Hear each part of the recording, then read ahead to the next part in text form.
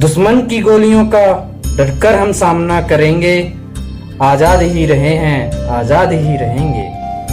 नमस्कार दोस्तों, स्वागत है आपका एक और नए वीडियो में और आप देखना शुरू कर चुके हैं लाइव टूल्स। आज हम बात करेंगे देश के महान क्रांतिकारी चंद्रशेखर आज़ाद के बारे में। उनका जन्म हुआ था 23 जुलाई 1906 में मध्य प्रदेश का एक जिला है अलीराजपुर। पहले ये झाबुआ जिले में उनका गांव आता था, भाभरा नामक, परंतु अब वो अलीराजपुर में आता है।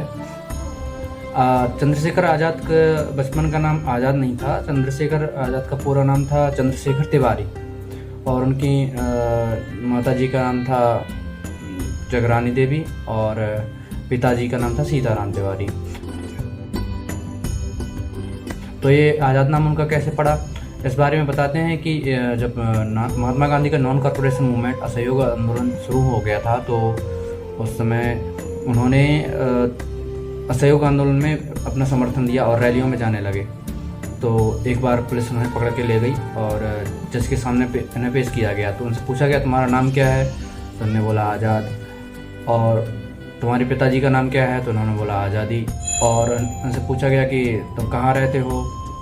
तो बोलते हैं आज़ाद भारत में।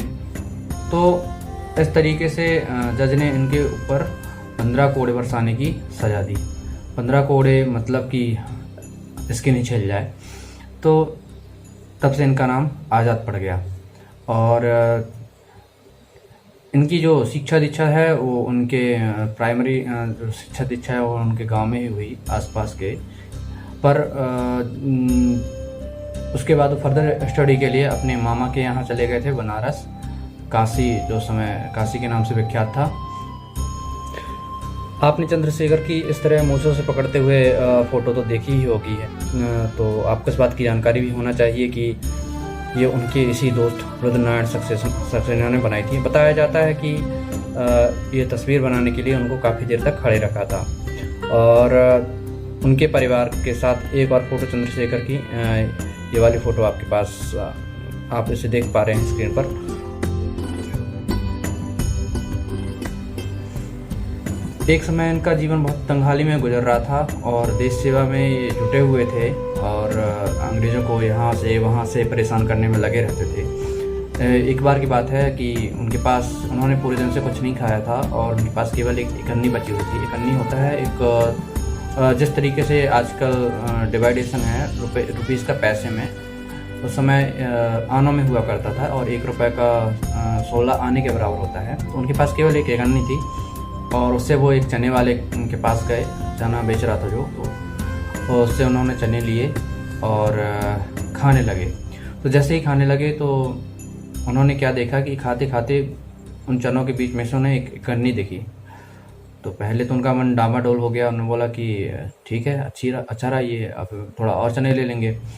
फिर उन्होंने बोला कि अगर मैंने ये इकन्नी खा ली तो मेरे जीवन भर ये बात मेरे चुभती रहेगी कि मैंने ये किसी और गरीब का पैसा खा लिया है। तो फिर उन्होंने जाके उस चने वाले से कहा कि लीजिए, आप इस तरीके से बिजनेस करेंगे तो ऐसा तो फिर आपका बिजनेस हो गया। एक घटना है काकोरी कांड की। ऐसी जानकारी मिली इन लोगों को, इन्होंने एक ग्रुप बनाया था चंद्रशेखर आज़ाद ने, उसका नाम था HSRA, Hindustan socialist Republican association. तो उस एसोसिएशन के 10 लोगों को लेकर उनको लीड कर रहे थे चंद्रशेखर आज़ाद। और उन्हें जानकारी मिली थी कि अंग्रेज़ों का सोने चांदी काफ़ी सामानों से भर कर एक ट्रेन जा रही है और वो बिहार के काकोरी नाम की जगह पे वो रुकी कि उन लोगों ने रोकी और उनको गन पॉइंट पे लूट लिया ट्रेन को।